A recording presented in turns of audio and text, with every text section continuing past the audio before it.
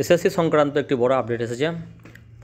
SSC শিক্ষাকর্মী নিয়োগে হস্তক্ষেপ করল না সুপ্রিম কোর্ট, নিয়োগের সময়সীমা বেঁধে দিতে যোগ্যদের আবেদন খারিজ করে দিল।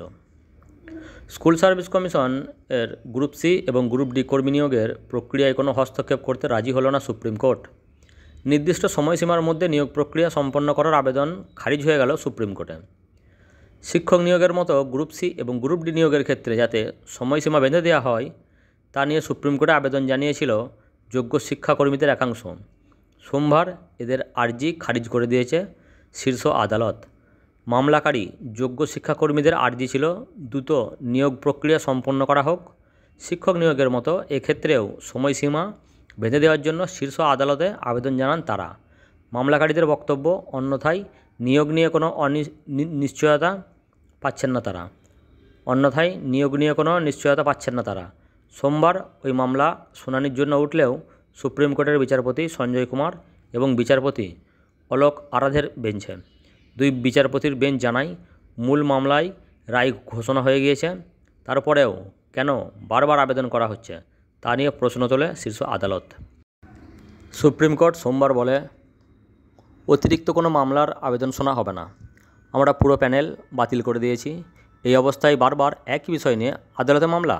তখন মামলাকারীর পক্ষের আইনজীবী সওয়াল করেন, শিক্ষক নিয়োগের বিজ্ঞপ্তি দেওয়া হয়েছে, কিন্তু শিক্ষাকর্মী নিয়োগের বিজ্ঞপ্তিতে দেরি করছে। নিয়োগ নিয়ে কোনো নিশ্চয়তা নেই। এই অবস্থায় আবেদনের শুনানি হোক। তবে সুপ্রিম কোর্ট সেই আর্জি খারিজ করে দিয়েছে। আদালত মামলাকারীদের উদ্দেশ্যে জানায়, নিয়োগ বিজ্ঞপ্তি জারি হলে নতুন কোনো বিষয়ে মামলা করা যেতে পারে।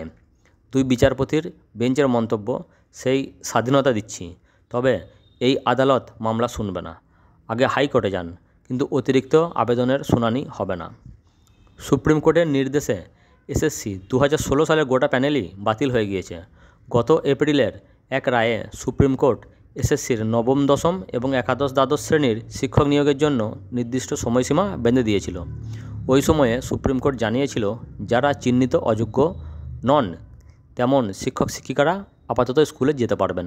তবে 31শে ডিসেম্বরের মধ্যে রাজ্য সরকারকে পরীক্ষা নিয়ে নতুন নিয়োগ প্রক্রিয়া সম্পন্ন করতে হবে। শিক্ষকদের ক্ষেত্রেই এই নির্দেশ কার্যকর হবে বলে জানিয়েছিল সুপ্রিম কোর্ট। এবার শিক্ষাকর্মী নিয়োগের জন্যও তেমন সময়সীমা বেঁধে দেওয়ার জন্য আবেদন জানিয়েছিল গ্রুপ সি এবং গ্রুপ ডি চাকরি প্রার্থীদের একাংশ। তবে সেই আবেদন খারিজ করে দিল শীর্ষ আদালত। এই ছিল আজকের আপডেট। ভালো থাকবেন।